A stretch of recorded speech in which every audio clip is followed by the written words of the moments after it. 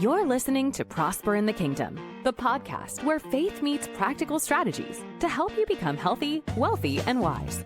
Join hosts John Cleaver and Wendy Lee as they share insights to equip you in your journey toward abundance, spiritually, financially, and beyond. Just a reminder, every situation is unique. The content of this podcast is for educational purposes only and should not be taken as specific financial or medical advice.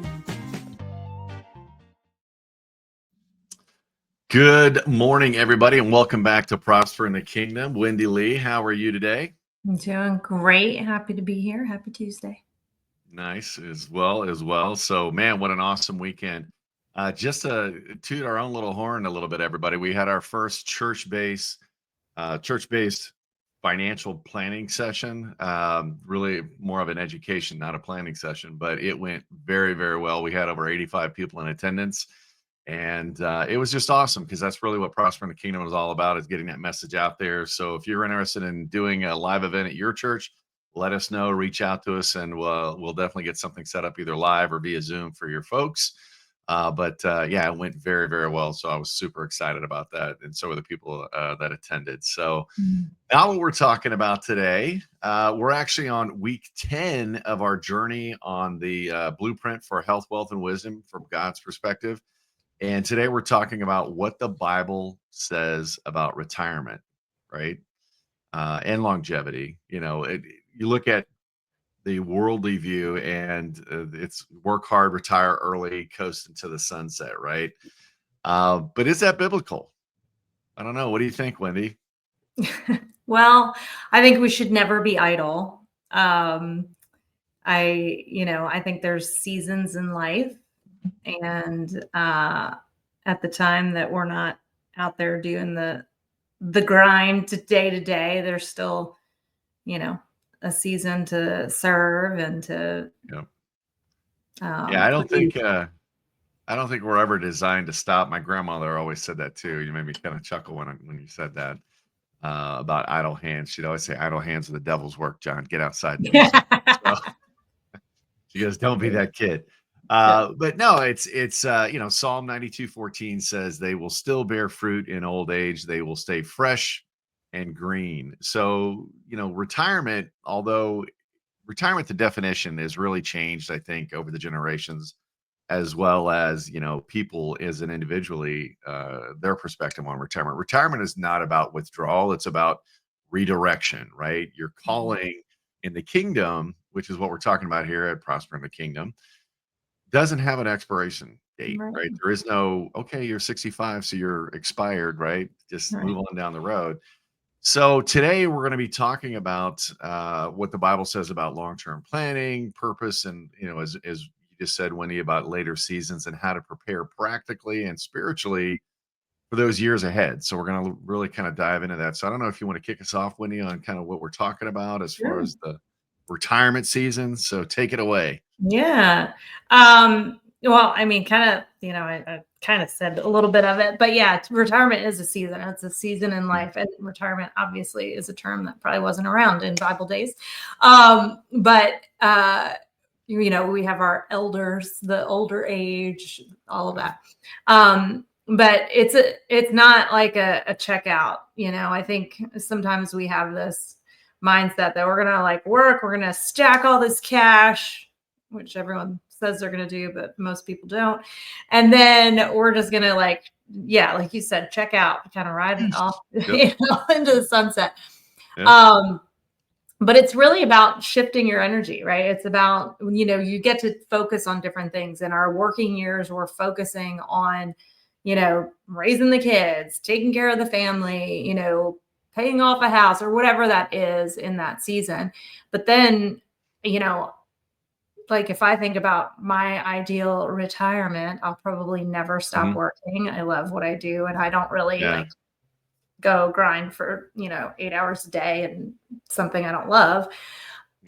But it's having that shift of energy and being able, I think, to serve more. Honestly, I feel like retirement is a season you get, whether that be grandkids, whether that be, the church, different efforts that you've wanted to pour into, but work interfered. But it's a time to shift away from like the day-to-day grind at work to serving. I mean, I feel like God can use it so much. Oh yeah. I mean, and it's one of those things that my dad taught me this when I was young. He always told me, he's like, find something you love to do, figure out a way to get paid Mhm. for it, and you'll never work a day in Right. your life. And that's where I'm at too. Much like you just said, I don't know that I'll ever stop. I may slow down as far as the number of Mhm. hours I put into the financial aspect, the financial planning Mhm. aspect of what I do. However, I love to teach about the education things, just like we had at the church this weekend. It doesn't feel like work. It's Yeah. not like I'm out there, doing asphalt or putting on roofing or anything like that. Manual, that hard physical labor. And it's something where you as the listener should really consider that too. It's like, what do I love to do? Where can I plug in and be of Mhm. value to my church, my family, things like that, to help, that's to serve, right? It's Mhm. reframe. And that's the way we need to think about retirement, because retirement is not in the Bible. It's not one of the things, okay, you've been a disciple now, you're now 65. So Matthew, we're going to go ahead and give you your watch and you can go back to fishing or what. I mean, imagine if that's the way it was, right? And they all had some strong ways that they left the earthly plane, I'll just Mhm. put it that Yeah. way, as martyrs. Um, but it's one of those things that you need to look at reframing retirement as transitioning into that legacy driven living. What are you doing to leave your mark, okay, in the kingdom, and impacting others, talking about scripture and elders and things like that. you know God uses older people to Mhm. guide younger people. Mhm. That's just I That mean, is not good. that you can't be Yeah. young and be, influential by any means, but that it's the silver hair right here. This is what I've done and what I've learned along my journey. Let me impart that information, that wisdom to you so you don't make the same mistakes I did. But the older I get, the more I realize how much wisdom people older than me have. Yeah, I remember when I was 16, I knew everything. I knew everything, right? Or so I thought. Yeah. And that's one of those things, the older you get, the more you realize the less you know. Yeah. And so, that's where God and the kingdom can use you, the listener, Mhm. to serve others, right? And not only that, it's better to give to receive. We talked about this in a previous episode. The personal reward, not that it's about personal reward, but the personal reward on serving kingdom, is just amazing. Not only that, you're building Yeah. your treasures in heaven, things like that. So yeah, that retirement, it's a season, it's not a destination. So Mhm. shift your mindset about that and what you can do. And that's the ability to have the freedom to do that Mhm. is amazing, right? Yeah. And number two, kind of looking at planning financially, you want to make sure you're planning, accordingly, right? Plan financially with a purpose. We've talked about that. I talked about that this weekend at the church Mhm. event. It's Proverbs 6:6 through 8. Go to the ant, it stores its provisions in summer and gathers its food for harvest. Meaning, you're building towards that goal. What do you want to do? What does your next chapter look like? Once you're done with your Mhm. career, what does that next chapter look like? And start spending some time, not only thinking about it, but kind of planning for it financially, and Mhm. the reason is it's to be able to prepare not just for comfort, but for freedom, right? That's the Mhm. big thing, get out of debt. Debt is bondage, right? Get your financial house in order. So that way you've got your stores for winter, and then you're able to, have your emergency fund set up, and then you can just be free and you can serve the kingdom, right? Yeah. Anything to Yeah. add to that? Freedom to serve. I mean, I look at these, I'm at the baseball field like all the time. I Sorry. remember those days. Now I remember those days. Yeah. I relate everything to baseball.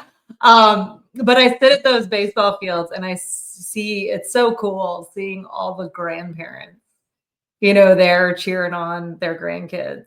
And I just, the way, and I look at my own dad and the way he pours into my kids, just wisdom, and oh, I praise God my dad is retired and he Mhm. doesn't have to go. I mean, when I was young, right? I saw him at dinner and that was it for a lot of my life because he would Yeah. be working and then eat with us and then go to sleep so he could wake up to work before we woke up, And so looking at that, plan financially so that you can actually like walk in that purpose that God has for your life in that season. But when we're not planning appropriately and we blow that money, or, especially in this world that we live in today, it's so easy to just blow it, and I feel like we're going to have a generation of grandparents that aren't present if something doesn't change. Well, and you're right. I mean, I look at my grandparents, and I actually lived with one set of my grandparents for a while, but they were always available because they had, the traditional pension and stuff like that. And it's changed, but we haven't changed with it. Companies don't offer Right. pensions anymore. The government, some of the government still does, but even that's starting to wane a little bit. But it's one of those things, without planning, you're not going to be able to enjoy those later years in life. And it's going to be more challenged because you're less physically, you can't do it like you used to, kind of thing, right?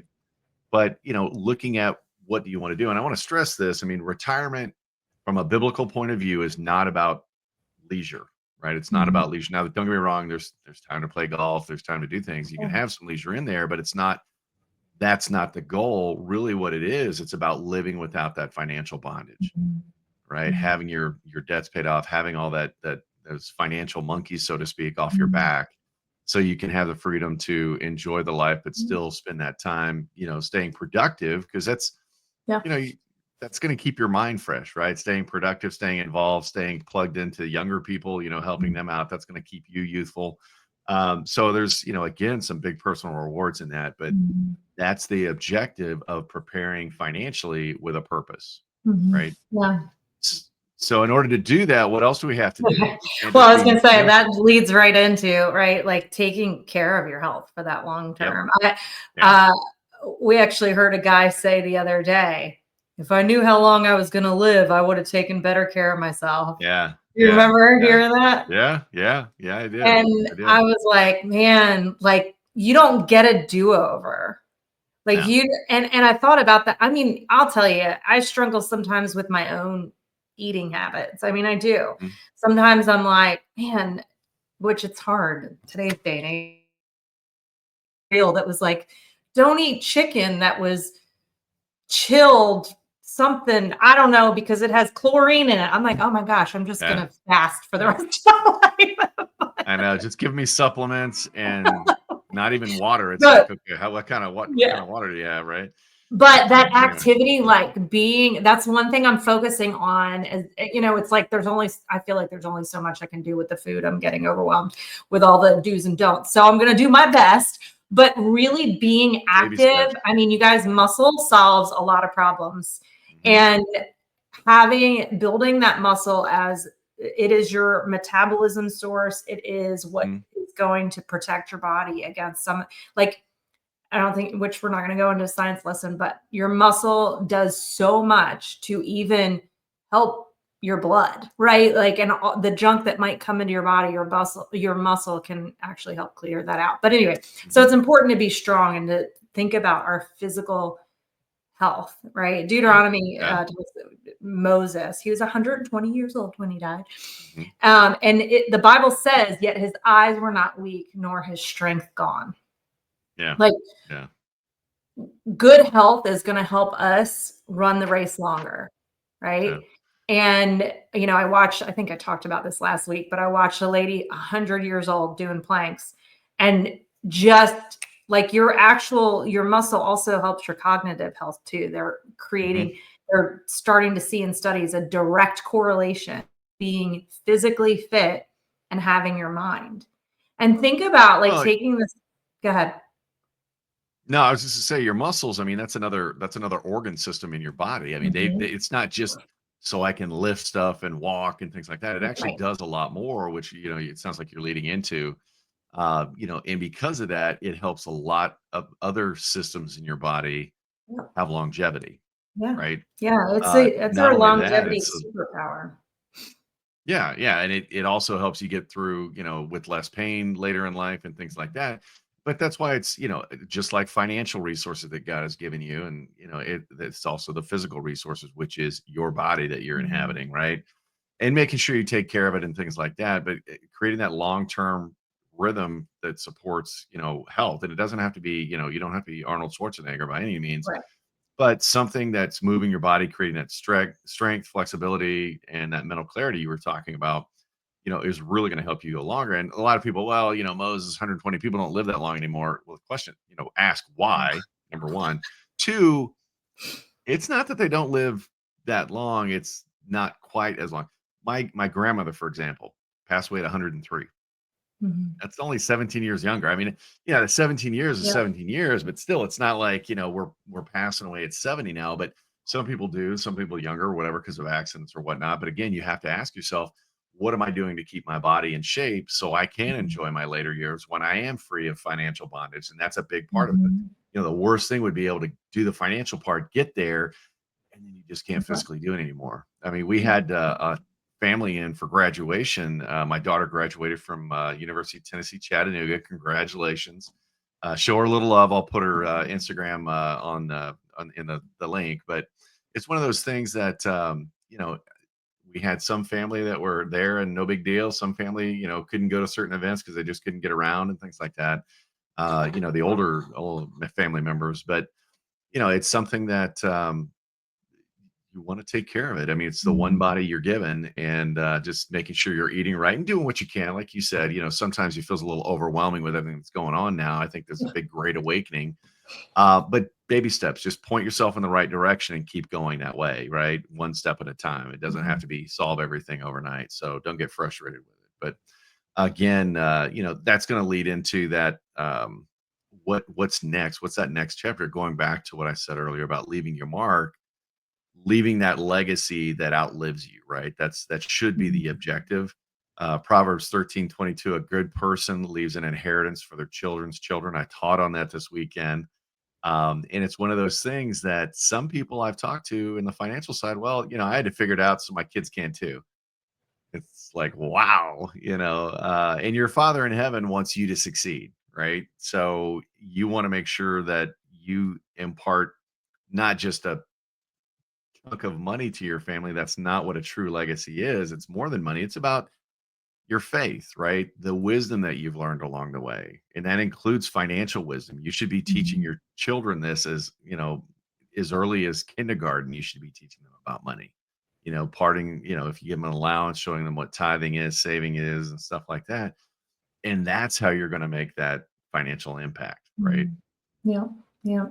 And just, um, thinking about, how to bless our kids and create, well, you said it, like that legacy of impact. I love hearing people say, "Oh, my grandmother taught me, my great grandmother taught me," Hmm. and we're gonna pass something down, right? And like, Yeah. They're so, watching you, whether you like it or not. They're watching you. so let's, be intentional with passing on that wisdom. Like, Yeah. and that's Yeah. another reason just to be healthy and free in your later years, to be able to Yep. spend that time to pass on and mentor younger people, and pass that legacy on. Yeah. And then just, What go ahead. No, I was to say one thing, I want to challenge as an action step, right? You look at, are you headed in the right direction? And this is powerful. This is somebody, and I didn't create this concept, but somebody shared it with me, and it was pretty powerful.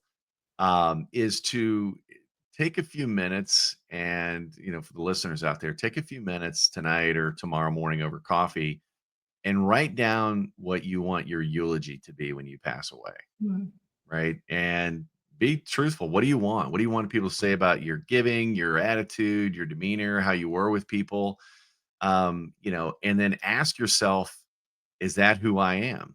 Mhm. And if it's not, now you kind of know the direction you need to start going into. And again, it doesn't, don't get frustrated with it. Don't be defeated by it. But now you have a direction that you can start heading into one step at a time, to make sure you live up to that person that you want to be. So that would be an action. Again, legacy is not just about a financial inheritance. It's about an inheritance of you. Who Mhm. are you? What impact did you make in somebody's life? And it doesn't Mhm. necessarily have to be family either. Mhm. So kind Yeah, of food for thought absolutely. on that one. So Love it. the last one, number 5, is staying active, purpose and community. And this goes back to what, Wendy, you were talking about, and kind of jump in on that about staying plugged in with people, right? Yeah. I love this. There's no retirement in the kingdom, just new assignments and wisdom to share. Right. And the older you get, some people might be watching this that are younger that are like, okay, but I know for me, like, it's like once I hit my 40s, I realized I love sitting with, people in retirement age. I love hearing what they have to say. I love that wisdom. Stories. Yeah, the stories and in the word of God, right? It talks about like for older men and women to teach and lead, because there is wisdom that comes with time that you can't achieve without the time. You just can't. And so being active and serving and living out purpose in your later years, I just think is so powerful. And God can use those, seasoned believers to help shape families, to help shape churches and even businesses. I think about like John Maxwell. Yeah. I heard him speak Love live. John Maxwell. Yep. Yeah. Probably a year and a half ago. And he's in his 70s. And he just sits on the stage, on a stool on the stage, and just pours out wisdom, And, somebody asked him, when are you going to retire? He's like, never. I'm doing what I'm called to do. Bam. That's what I was. Find something you love to do that you're called to do, figure out a way to make an income from it. And then boom, there you go. Yeah. I mean, think about that too. I mean, so you look at, I'm 55. If I'm talking to somebody who's 35, right? Mm-hmm. And they're coming into their family years and whatnot. And I'm imparting with them the things that I struggled with or maybe failed at. And, if they take that knowledge in, they've just fast tracked 20 years of learning into a short period of time. So now they've got a 20-year jump on where I'm at, right? This is important, parents, in talking to your kids about things, right? And get them to listen. And it's not just telling them what to do, but the whys behind it. What did you struggle with? Be transparent. Obviously, use your own judgment when you're talking to your kids or any kids. But it's one of those things that, you paying that forward, you sharing that wisdom is going to help the next generation, whether it's your family, your friend's family, or whatever the case may be. Now, if they choose not to take it, that's on them, but you've done your part, right? And it gives them that much of a head start. And that's, I love hearing the stories, like you said, from the older generation. My dad was in town this last weekend. He took off this morning, actually, back to Baltimore. But you look at, we went through some antique stores. He's got a shop out in the East Coast where he's got knickknacks and those knickknack stores and stuff. We were going through and he's like, hey, do you know what this is? And I'm like, it was a little machine, right? It was a metal machine. You hand cranked it or whatever. And I'm like, I have no idea. And I took a wild guess, wasn't even close. And he shared that with me. And not that I'd ever use one or anything, but it's neat to know, oh, that's what that is. Right. Yeah. So that's just a very simple example. But you as a parent or maybe a grandparent listening to this, you've taken out auto loans, you've bought houses before, things like that. Make sure you're talking to your children. That's one of the things my kids, I said, look, you're going to be on your own journey, but don't ever sign anything without talking to me first. Not that I'm going to tell you yes or no. It's your decision. Mm-hmm. I just want to be able to impart my knowledge of what's going on and what to look for. So that going into it, as opposed to learning how I did, which was through failure. Right. Yeah. Help fast track the younger generation to success by teaching them. That's right. The ways we fail. Sure. Yeah. I love what you said too. There's no retirement. It's just new assignments. That's awesome. Yeah. So I'm going to write that one down. So, all right. So the challenge for everybody, find one way to serve this month in your church, whether it's to teach, mentor someone younger, and maybe not even in your church. Maybe it's the next door neighbor kid or, coming from a single household or whatever it may be, a single parent household or whatever. But just find a way to serve somebody and share with them. And I want you to ask and drop this in the comments. What's your biggest fear or hope that you have for retirement for yourself, right? Drop that in the comments. We'd love to hear it. Next week, we're on week 11 of this 12-week series, right? Protecting your wealth and health with wisdom. So make sure you're subscribing to our channel, whether you're listening to us on one of our podcast formats or on YouTube. We've got great videos on YouTube as well. Let's share the knowledge with that younger generation and help them jump even faster and more forward than we are at our age. So everybody have a great week. And again, congratulations to my daughter, Grace, for wrapping up college at University of Tennessee. And if you're listening to this, give her a shout out on Instagram. So bye, everybody. See you next week. See ya. Bye-bye. Thanks for tuning in to Prosper in the Kingdom. If this episode added value to your day, be sure to like and subscribe. And don't forget to share it with someone who could use the encouragement. For more resources, head to prosperinthekingdom.com. Let's continue building lives of purpose and abundance, one step at a time.